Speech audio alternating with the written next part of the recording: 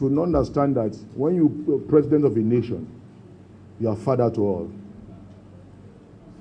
When we're privileged, to read about the First and Second Republic, First Republic, the Nigeria thing was the focus of our leaders. We were warned, but a lot of us didn't know that much. Some of us, I was privileged to be Secretary of Nigerian Students at a point. So I read about activities of NANS, and I understand the role Buhari played when he was head of state. Anyone that is not comfortable with contrary views cannot be a good leader.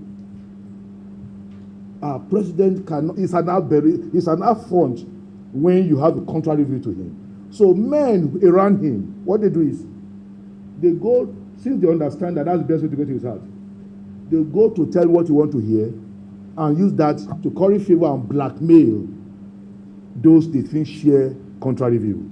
So he got himself imprisoned. But what was the foundation? Is inability to come out of the cocoon and realize that I'm the president of all. When the insurgency started, remember very well that at the initial stage, what we had was majorly Boko Haram. Hello. Fulani headsmen were in existence, but they were not this ferocious. A few of them had gone, but most of them had this cutlass and stick they carry about. Sir, I am from Kaba. My parents, my dad late, my mom still alive, are market women. I grew up in the market. We relate with them every day. When this violently motivated group were coming in, I bold to say that most of them are not Nigerians. Majority of them are not Nigerians, but they have the connivance of Nigerians. In some other aspect, they use fear, threat to subdue the people and make them succumb to them. However, the president, where I'm coming to, is at that time, if he has stood up and said, no, this will not happen, he will have said the right signal. But rather, what was he doing? No, go and live with your neighbor in peace. You think the people don't hear the message? A man naturally will aggress you continuously if he does not see equal resistance. If he slaps you, you slap back. Maybe yours is just a scratch. He is conscious of the fact that you slap back. Tomorrow, he will think twice. But when he aggress and is massaged, go and live with your neighbor in peace. That's where we are today. That's where we are today. So that's why I say the president should take the lion's share of this blame. In fact, he should take the whole blame. Because he told the whole world in Chatham House, when he was running for election, so I'm a general. I will lead from the front. He didn't tell us that if you are my brother or my cousin, I will not put you where you belong if you do wrong. So it's in the psyche of those who take that advantage and those who are being aggressed. Now realize that, hey, I can't be secured. I can't have my security in this architecture that is in display. So I'll show you somebody yesterday. When NEPA does not give you light, you buy generator. Abi? When water board does not give you water, you do borehole. When you don't have insecurity, what do you do? So why are people surprised that people are rising up to the responsibility of defending themselves? Did you complain when people dig borehole? Did you complain when they buy generator? So why are you complaining that they are defending themselves? But the day you provide security and they see equity, fairness in your policy, and they can have that confidence that, hey, no matter where I come from, if somebody did wrong against me, I'll get justice. Nobody will be interested in those things again. Issues in perspective. That APC period you talked about that they were viral, they had a president who was democratic in all ramifications. You had a president in Jonathan who obeyed court order. When he was about saving SS crude account, who remember? And Amechi and Osun State Governor, Aribeshola, and could led the governors to go to court. And the court said, don't. He stopped. So that emboldened the APC. They saw the liberality of the government. I remember that Amechi Buhari marched on this road. On this road. Hello? People who make statements on Twitter are in jail. Some are missing till date. You are not aware? We are not aware. So, two, because the PDP have been in government for some time, human beings naturally will want change. People who should not delve into political arena donated their credibility for APC. So Yinka, Civil Society Group, I can name them. Do they have the same credibility now again? No. Because they got their house burnt there. So some who are matured enough will say, I'm sorry I did this. Some ego will not allow them to say, I'm sorry. So they'll keep quiet. What you saw in APC wasn't just APC at that time. It's a combination of civil society and what have you. And I'm aware money was coming from civil society to do those things you're talking about. Is the money available now? In fact, those who did NSAS protest, people who provided food for them, CBNs, what did they do to them? They blocked their account. So I'm saying the atmosphere is quite different. The resources intellectually, for material that should build a viral opposition is still by this government. But Jonathan allowed it then. That was why they could do that. So I'm trying to say, yes, we have not done enough, but don't say we have failed. Under the circumstances we find ourselves, we have tried. And don't forget, I told you that even at that time, some of us who were not looking at party on the floor criticized the same government. Tell me how many times have we find such happening now? Who dare in APC stand? Tamboa was the speaker there before he crossed to APC. Have you forgotten that he turned the seat of speakership as a marketing tool for APC? Do you have such? Is there any? You had the guts to try criticize or even invite the president from that seat? No. So don't forget, the two situations are not the same. But I agree with you, we should do better than we are doing. I chaired it for 4 years, and I realized that again, I'm an economist. So not just chairing the committee, I have privilege of some background. See, no nation, I repeat, attain substantial development without a viral capital market. Dubai was a single lane city. Single lane in 1990. Just one road that was double lane. Today, it's a wonder of the world, capital market. You go to any part of the world, go to the time I was in Dallas, and I just saw that roads that are still good, the roads were good. They were now expanding the mall. So what's this? They say, they get money from the capital market, invest, toll the road, so because of the return that is expected, and those who have property by the road too are compensated. So what you do is natural in economics that to reflate the economy, you encourage spending. When you spend, it has ripple effect. Our government killed capital market. We're not there, we're growing. We are going to a point that we were becoming the reference point in Africa. Johannesburg, Ethiopia, and Egypt were doing good, but Ethiopia was dependent solely on the exportation of rose flower, commodity exchange. That was what was driving their own economy, exportation of rose flower. But when we got to 2016, the government came and said that there's no more dollar transaction. You remember that? You can't pay in dollar, you can't withdraw dollar. If you're not a Nigerian, you have investment in the capital market, and the government bring that policy. What do you do with your money? You take it out. So we lost 17 trillion under 15 months. 17 trillion in capital market. So we have not recovered. Why? Because, unfortunately, rather than putting the right people, you put gossipers, naysayers, concubine, and what have you. Economy does not work that way. You either put the right people and get the right result. So the capital market as it is now is bleeding. The government must consciously relieve the per capita market. So, our Nigeria economy, I told somebody something. You have the pension fund. You have another fund, NSITF or what have you. Government are taking from pension fund of recent, which is wrong, an aberration. What is done in other climes is that the capital market will superintend over that pension fund, give guidelines on how it can be displayed. Because pension funds are people's money.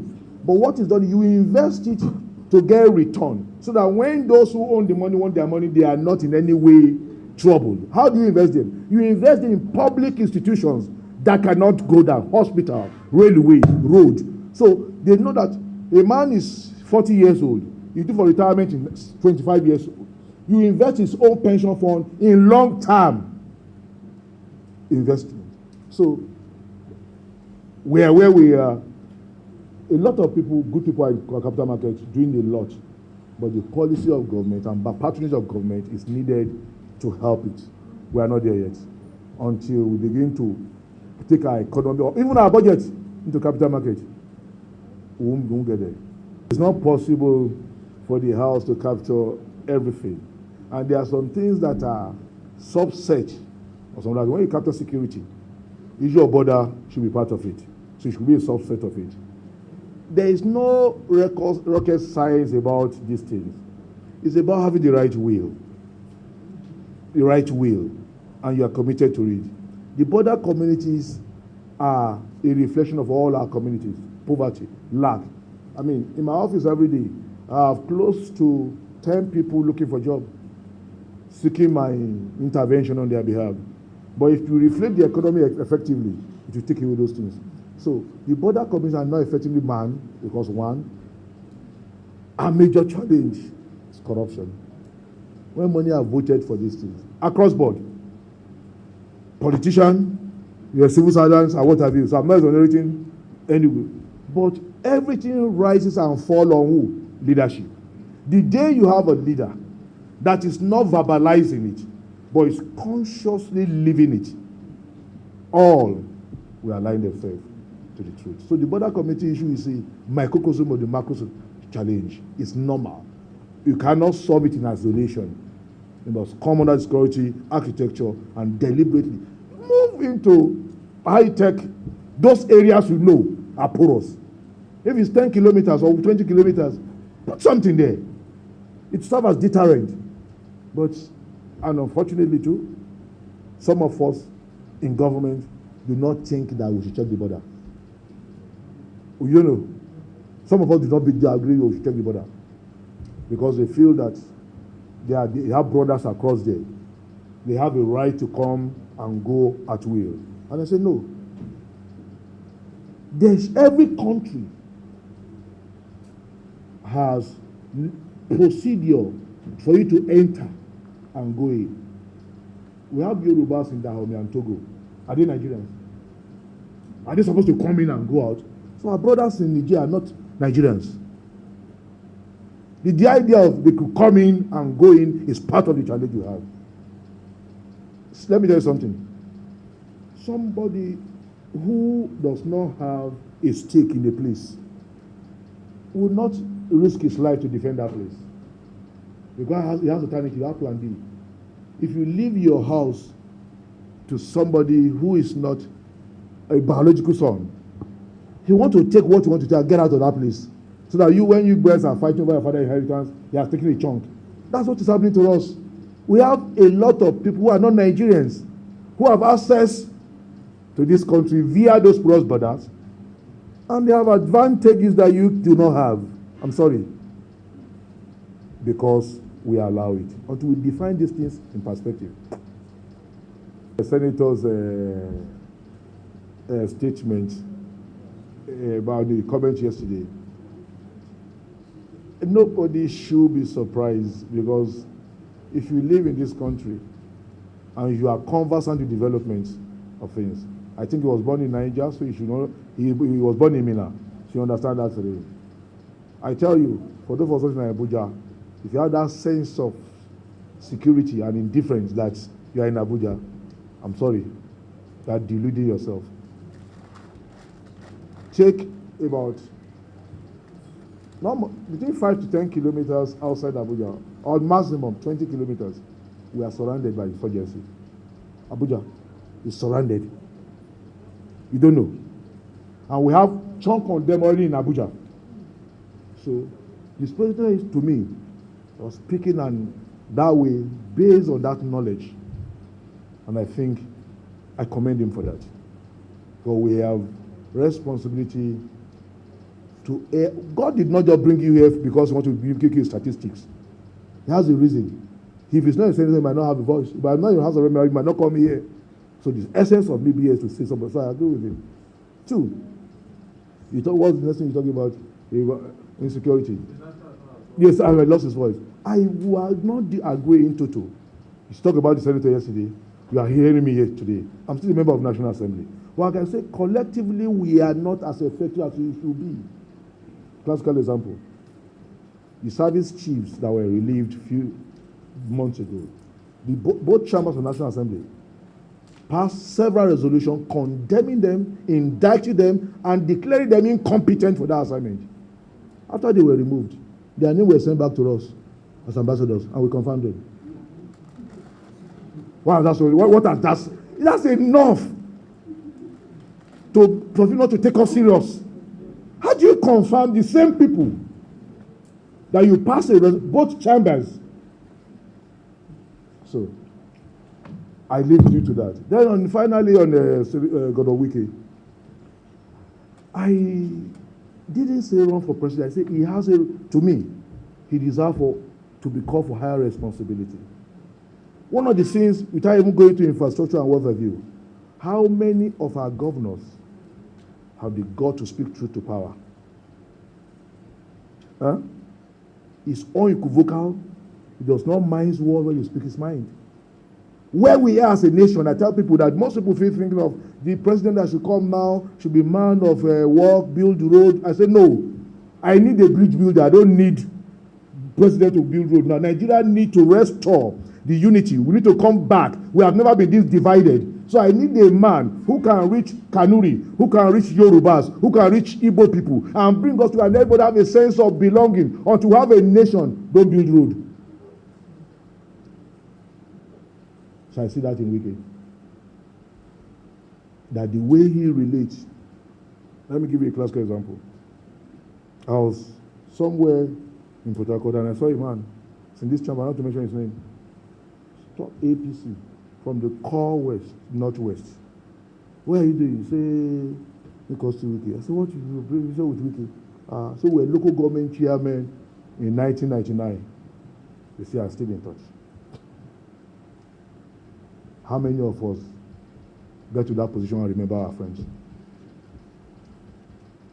You have new friends who will tell you new things. So, and then go to, if you've reached Port Harcourt before and now. Other people say, no, Rivers has money. Akwa Ibom no get money. Bayelsa don't get money. Delta don't get money. Who does the kind of thing with all? Lagos don't get money. So it's not about the resources alone. It's about the will and commitment of the manager of resources to do what you want to do. That's my take.